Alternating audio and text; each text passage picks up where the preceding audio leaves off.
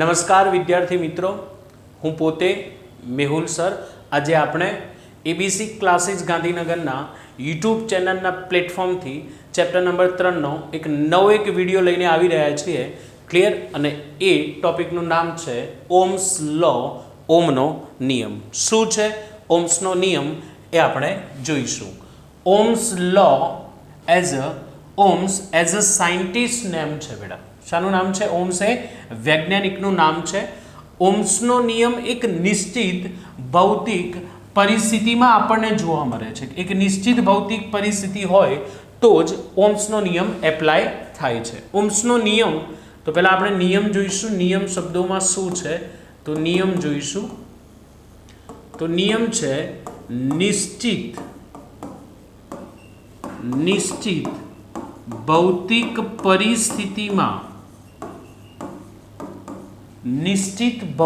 પરિસ્થિતિમાં વાહકમાંથી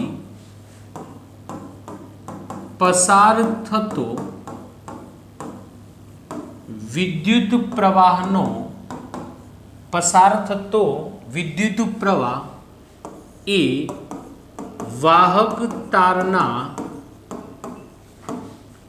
બે છેડા વચ્ચેના વિદ્યુત સ્થિતિમાનના એટલે કે વોલ્ટેજ વિદ્યુત સ્થિતિમાનના સમપ્રમાણમાં હોય છે, જેને ઓમ્સ લો એટલે કે ઓમનો નિયમ કહે છે. તો ઓમનો નિયમ શું કહેવા માંગે છે બેટા? કે નિશ્ચિત ભૌતિક પરિસ્થિતિમાં વાહકમાંથી પસાર થતો વિદ્યુત પ્રવાહ એ વાહક તારના બે છેડા વચ્ચેના વિદ્યુત સ્થિતિમાન એટલે કે વોલ્ટેજના સમપ્રમાણમાં હોય છે. ક્લિયર? અહીં એક મેં કન્ડિશન આપેલી છે તમને. નિશ્ચિત ભૌતિક પરિસ્થિતિ. નિશ્ચિત ભૌતિક પરિસ્થિતિ એટલે શું બેટા? તો નિશ્ચિત ભૌતિક પરિસ્થિતિ એટલે ટેમ્પરેચર કોન્સ્ટન્ટ હોય તો જ આ પોસિબલ છે. મતલબ કે બહારનું તાપમાન, ઓરડાનું તાપમાન જો ટેમ્પરેચર કોન્સ્ટન્ટ રહે છે, મતલબ કે કોન્સ્ટન્ટ છે, તો જ પ્રવાહ એ વોલ્ટેજના સમપ્રમાણમાં હશે. ક્લિયર? ઓકે.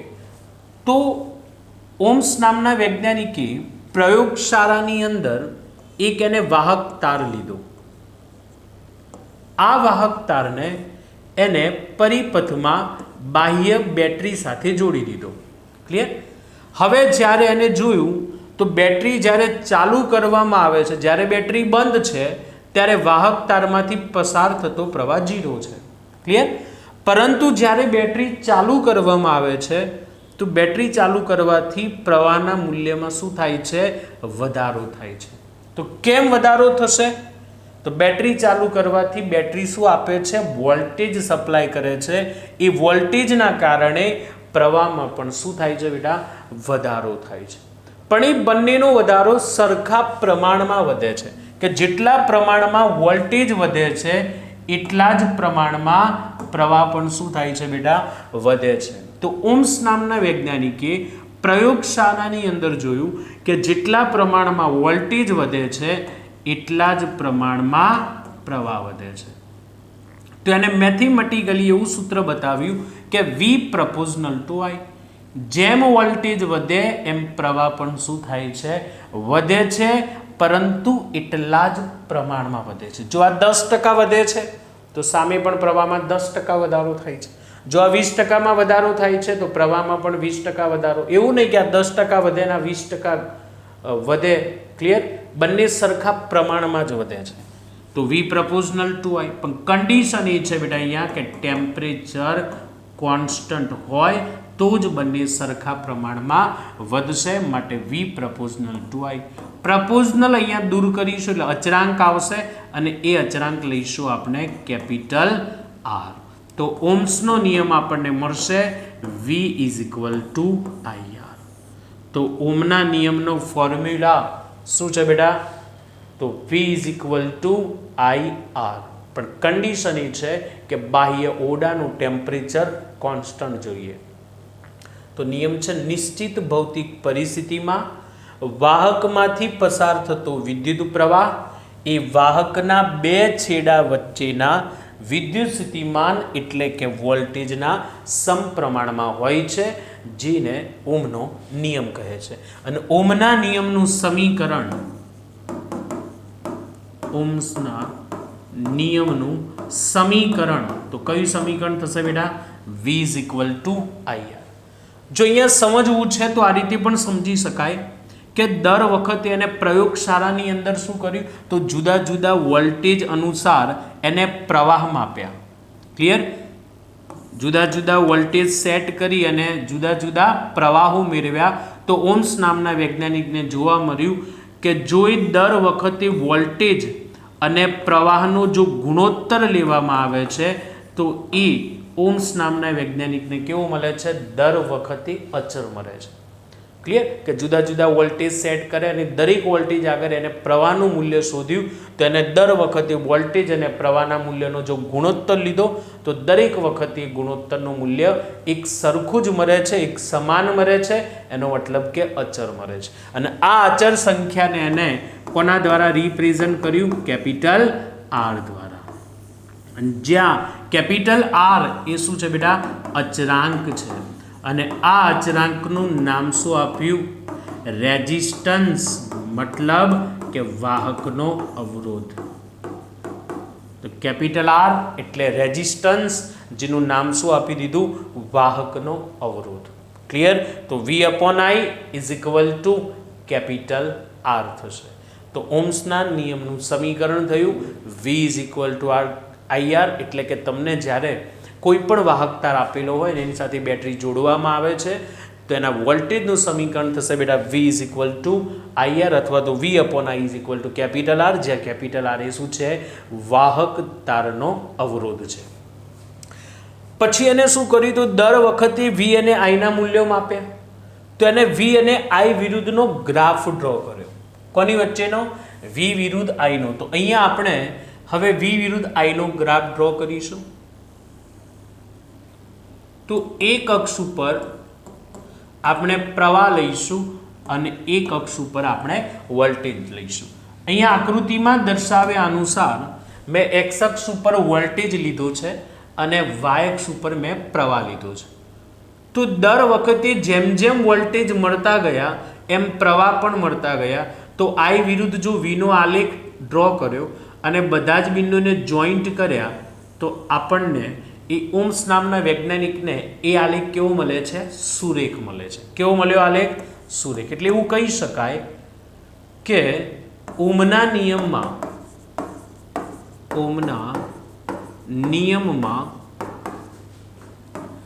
I વિરુદ્ધ V નો આલેખ ખાલી જગ્યા મળે છે. તો કેવું મળશે બેટા? આલેખ કેવો મળે છે? રેખીય મળે છે, સ્ટ્રેટ લાઈન. ક્લિયર? આ સ્ટ્રેટ લાઈન શું સમજાવવા માંગે છે? તો આ સ્ટ્રેટ લાઈન એવું સમજાવવા માંગે છે કે જેમ જેમ જો અહીંયાથી સ્ટાર્ટ થાય છે ગ્રાફ, જ્યારે અહીંયા છે ત્યારે વોલ્ટેજ પણ 0, કારણ કે જમણી તરફ વોલ્ટેજનું મૂલ્ય વધે છે, ઉપર તરફ જશો એમ પ્રવાહનું મૂલ્ય વધે છે. જ્યારે તમે અહીંયા ઇનિશિયલ પોઝિશન પર છો ત્યારે વોલ્ટેજ 0 છે, પ્રવાહ પણ 0 છે. જ્યારે અહીંથી તમે અહીંયા આવશો ત્યારે વોલ્ટેજનું મૂલ્ય શું થાય છે? વધે છે. તો પ્રવાહનું મૂલ્ય પણ વધે છે. અહીંથી અહીંયા આવશો ત્યારે વોલ્ટેજ વધે છે, પ્રવાહનું મૂલ્ય પણ વધે છે. અહીંથી જ્યારે અહીંયા આવશો ત્યારે પણ વોલ્ટેજ વધે છે બેટા, પ્રવાહ પણ વધે છે. એટલે કે I proportional to V, કે જેમ જેમ વોલ્ટેજ વધે છે એમ પ્રવાહ પણ શું થાય છે? વધતો જોવા મળે છે. પણ બેટા સરખા પ્રમાણમાં વધે છે. અહીંયા કેવા પ્રમાણમાં વધે છે? સરખા પ્રમાણમાં, કે જેટલા પ્રમાણમાં I વધે છે ને V, એટલા જ પ્રમાણમાં I વધે છે. ક્લિયર? તો અહીંયા હું આલેખનો ઢાળ ડ્રો કરીશ. તો ઢાળ એટલે થીટા.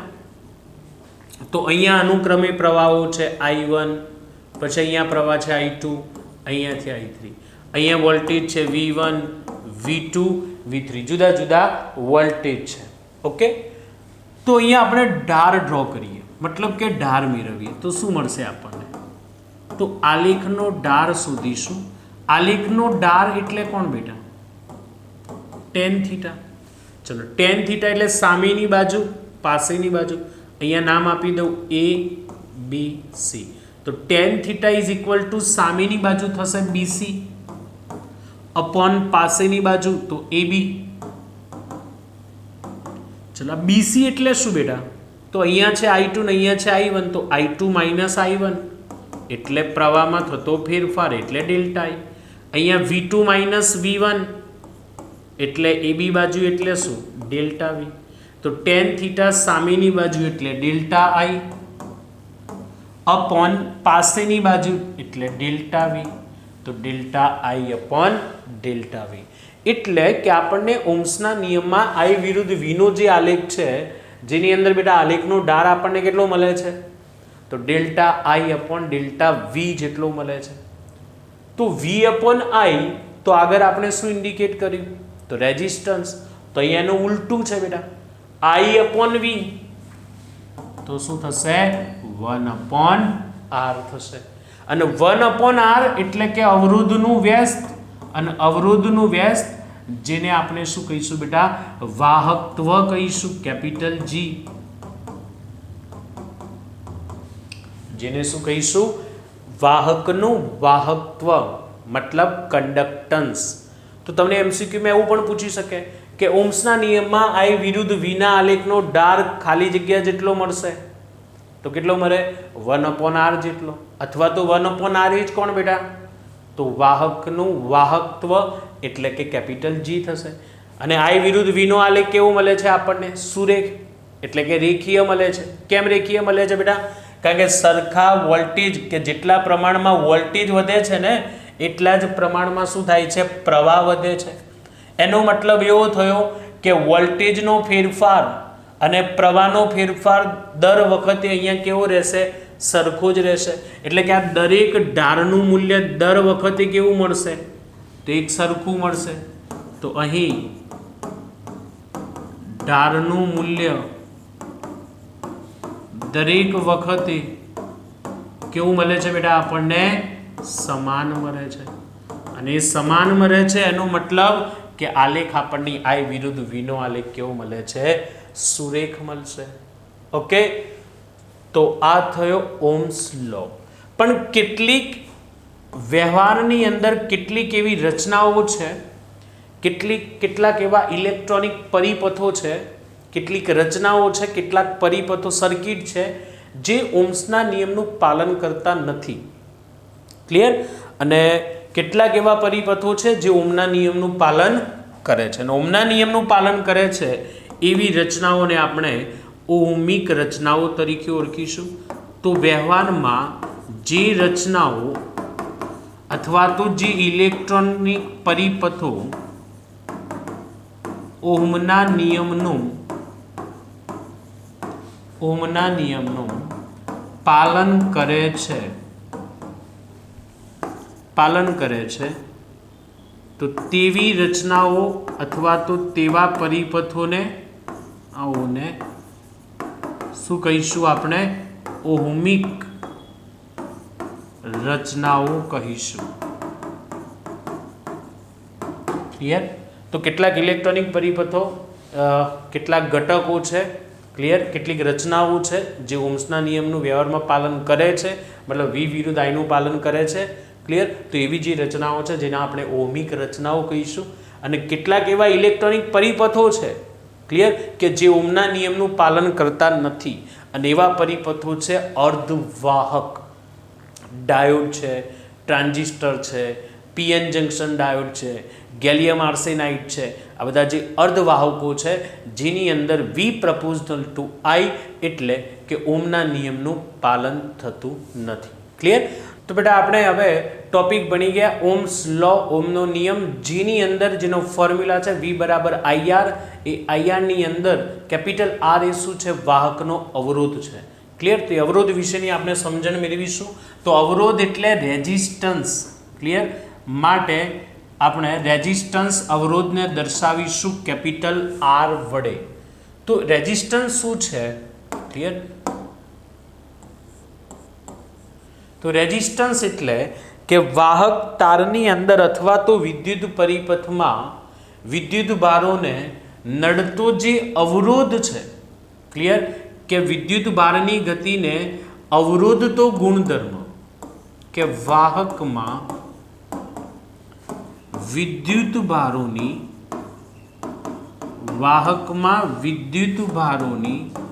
ગતિને અવરોધતો ગુણધર્મ, જેને વાહક તારનો અવરોધ એટલે કે રેઝિસ્ટન્સ કેપિટલ આર કહે છે. શબ્દ પરથી જ ખબર પડે બેટા, અવરોધ એટલે રેઝિસ્ટન્સ, મતલબ કે વાહકની અંદર જ્યારે ઇલેક્ટ્રોન પાસ થાય છે ત્યારે વાહક તારના દ્રવ્યમાંથી પાસ થવું પડે છે. એટલે વાહક તારના દ્રવ્યનો ઇલેક્ટ્રોનને શું કરવો પડે છે? સામનો કરવો પડે છે. અને સામનો કરવામાં અમુક ઉર્જા એ ઇલેક્ટ્રોનથી શું થાય છે? વપરાય છે. એનો મતલબ કે એ દ્રવ્ય ઇલેક્ટ્રોન માની લો કે આ દિશામાં ફ્લો કરે છે, તો એ દ્રવ્યનો સામનો કરવો પડે છે. એટલે વિરુદ્ધ દિશામાં એ દ્રવ્યનો અવરોધ નડે છે. કોને? ઇલેક્ટ્રોનને. અને આવો ગુણધર્મ, ક્લિયર, તો વાહકમાં વિદ્યુત ભારોની ગતિને અવરોધતો ગુણધર્મ, જેને બેટા શું કહીશું?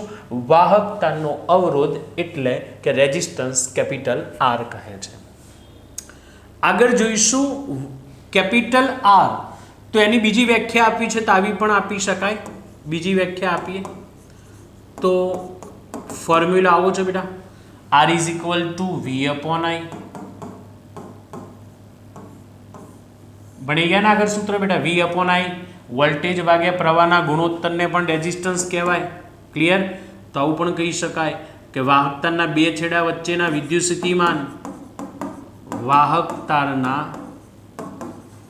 બે છેડા વચ્ચેના વિદ્યુત સ્થિતિમાન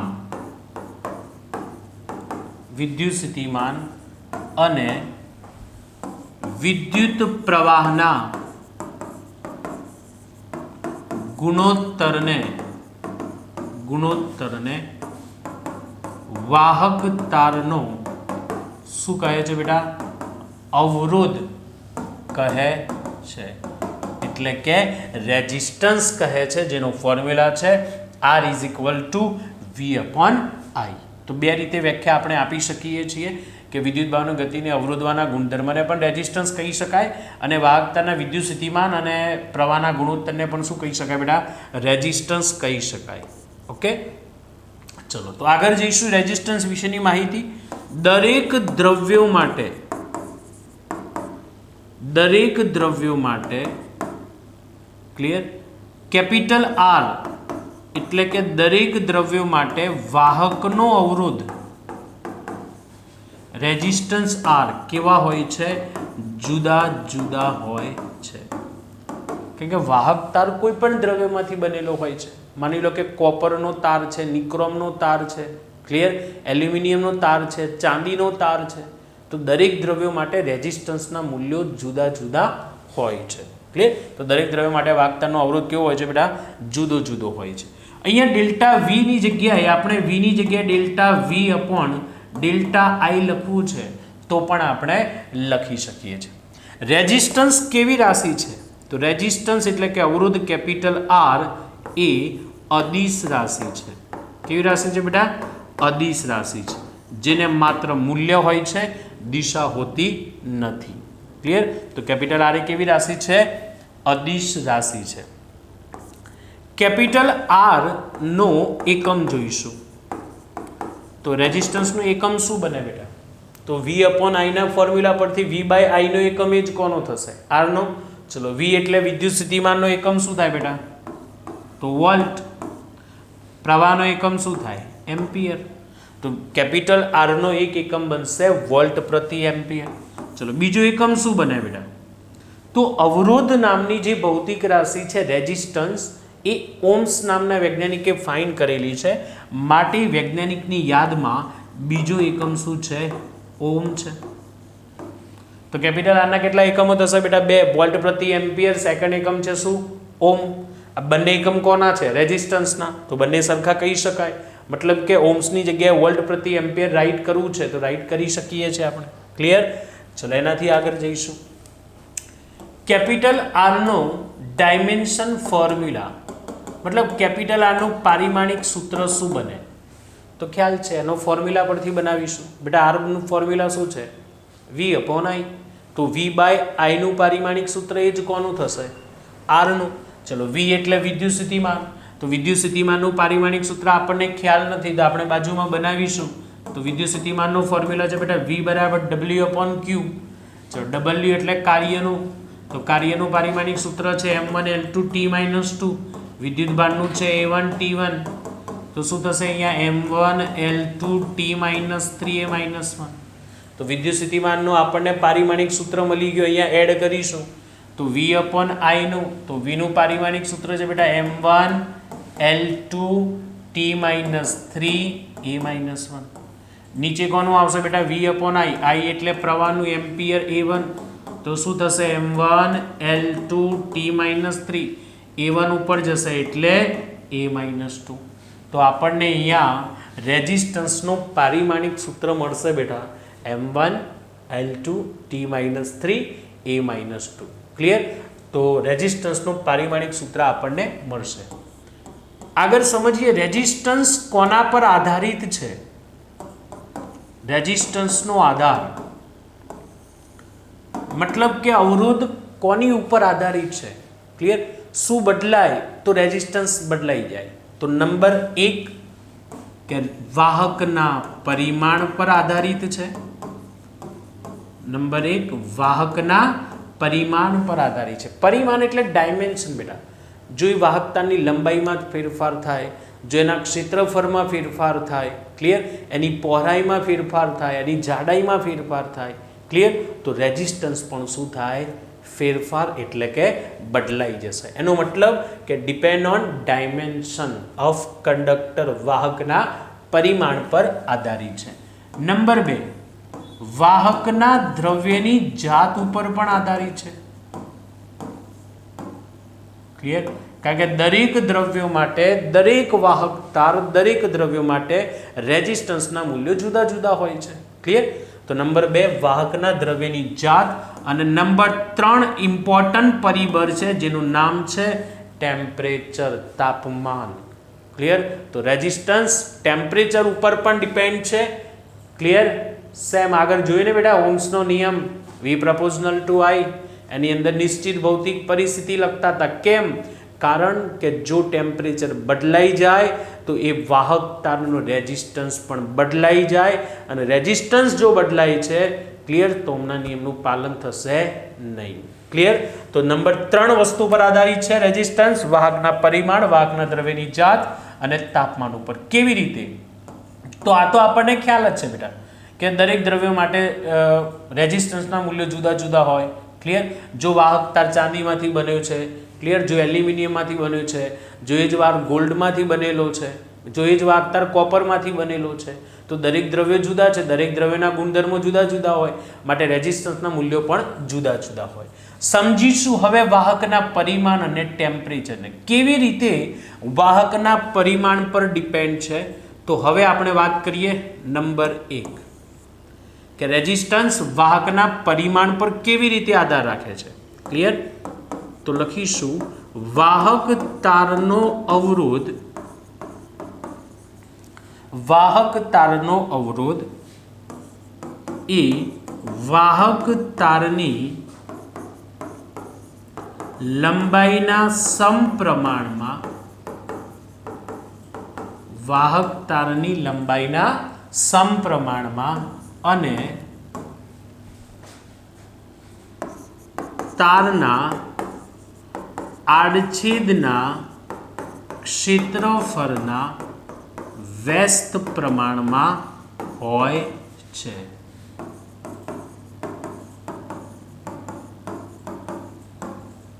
તો કોઈ પણ વાહકતાર આપેલો હોય તો એ વાહકતારનું જે રેઝિસ્ટન્સ છે એ રેઝિસ્ટન્સ વાહકતારની લંબાઈના સમપ્રમાણમાં હોય છે, એટલે રેઝિસ્ટન્સ પ્રપોઝનલ ટુ L, અને એ જ વાહકતારનું અવરોધ એના વાહકતાના આડછેદના ક્ષેત્રફળના વ્યસ્ત પ્રમાણમાં હોય છે. આવું કેવી રીતે ખબર પડી હશે?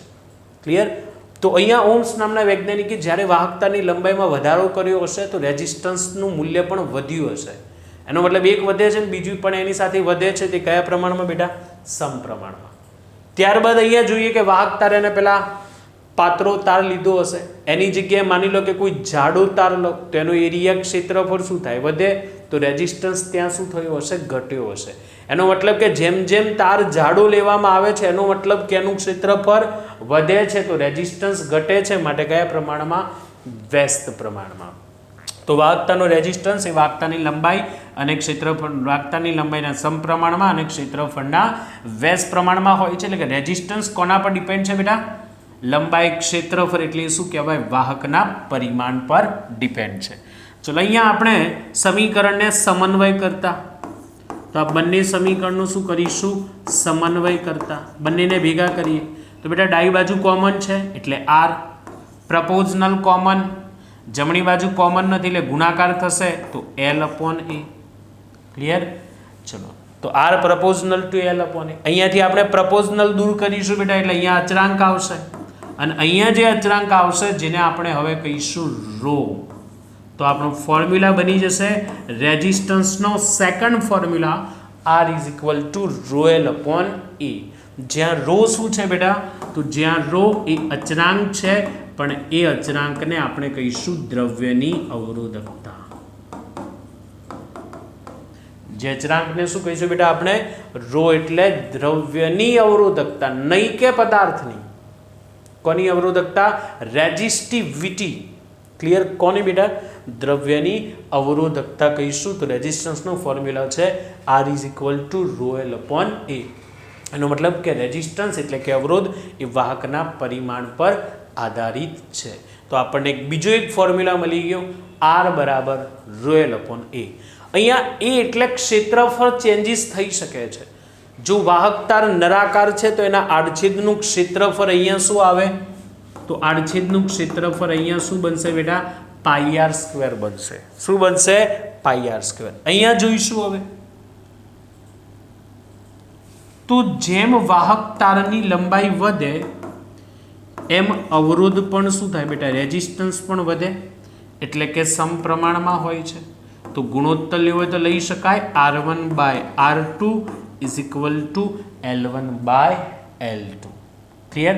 માની લો કે તમને બે વાહકતાની લંબાઈ આપી છે, એક રેઝિસ્ટન્સ આપ્યું છે ને એવું પૂછે બીજો રેઝિસ્ટન્સ શોધો, તો આ ફોર્મ્યુલાની મદદથી આપણે શોધી શકીએ છીએ.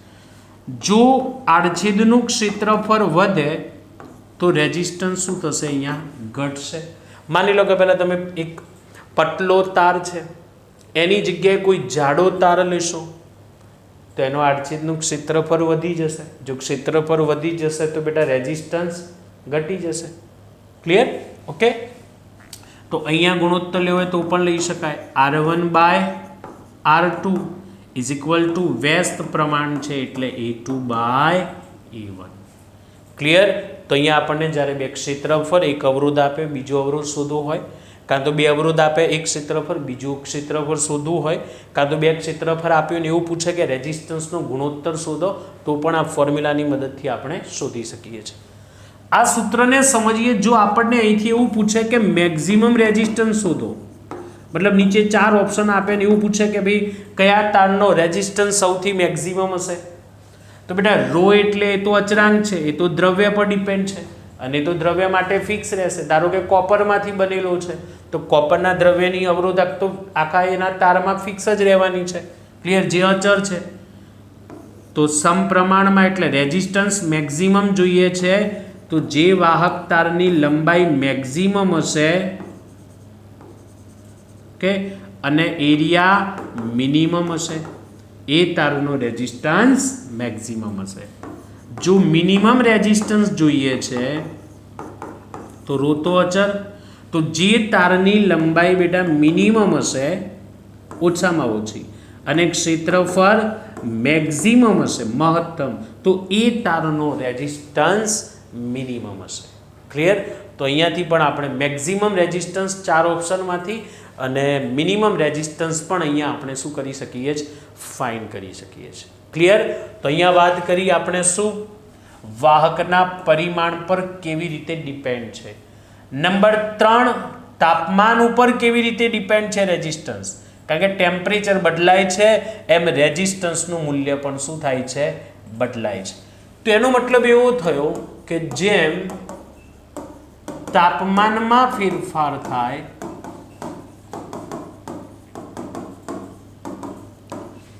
તેમ અવરોધમાં પણ શું થાય છે? ફેરફાર થાય છે.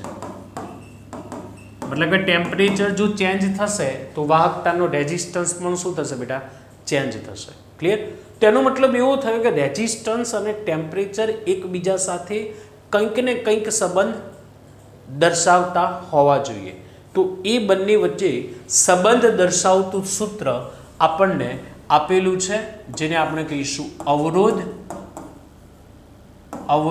અને તાપમાન વચ્ચે સંબંધ દર્શાવતું સૂત્ર.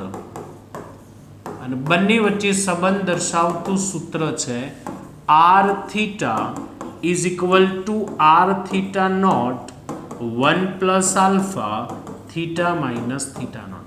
જ્યાં થીટા એ ટેમ્પરેચર છે બેટા. ટેમ્પરેચરને કેપિટલ ટી તરીકે પણ ઇન્ડિકેટ કરી શકાય છે અને એને થીટા તરીકે પણ ઇન્ડિકેટ કરી શકાય છે. તો r theta is equal to r theta not 1 plus alpha theta minus theta not. જ્યાં સિમ્બોલ શું છે એ સમજીએ.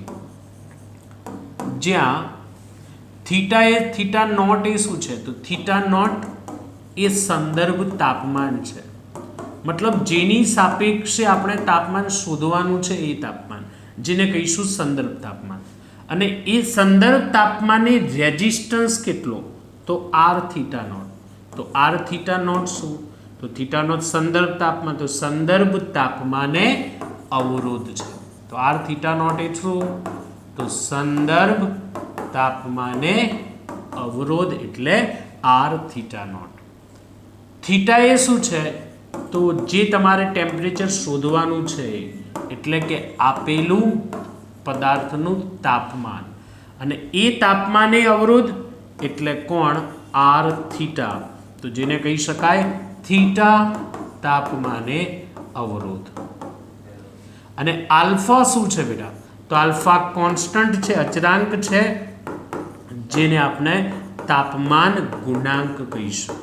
Temperature gradient. ક્લિયર? તો આલ્ફાને શું કહીશું? તાપમાન ગુણાંક. મને કોઈ કહેશે આલ્ફાનો એકમ શું થાય બેટા અહીંયાથી?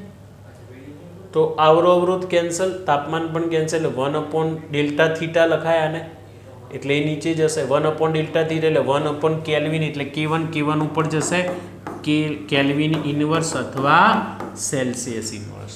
તો આલ્ફા એટલે તાપમાન ગુણાંકનો એકમ થાય બેટા કેલ્વિન ઇનવર્સ અથવા તો સેલ્સિયસ. તેનો મતલબ કે ટેમ્પરેચર બદલાય થીટા એમ રેઝિસ્ટન્સ પણ બદલાય ને બંને વચ્ચેનો સંબંધ દર્શાવતો ફોર્મ્યુલા છે r theta is equal to r theta not 1 plus alpha theta minus theta not. જે આપેલા જે શબ્દો છે એ શું ઇન્ડિકેટ કરે છે મેં તમને સમજાવ્યું.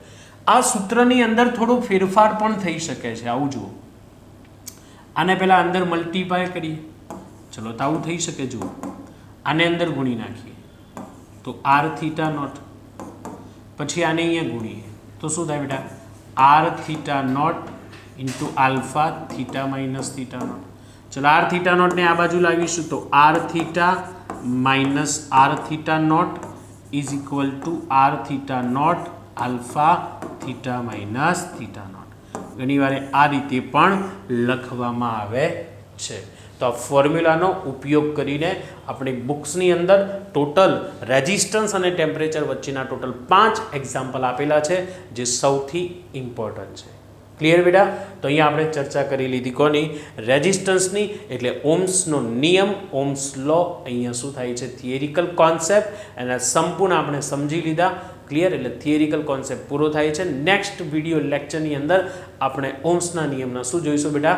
એક્ઝામ્પલ ન્યુમેરિકલ સોલ્વ કરીશું. ત્યાં સુધી આપણે આપણા વિડીયોની અંદર વિદાય લઈએ છીએ. જો વિડીયો ગમ્યો હોય તો દરેક વિદ્યાર્થી અને લાઈક અને શેર જરૂરથી કરજો. ક્લિયર? જય હિન્દ.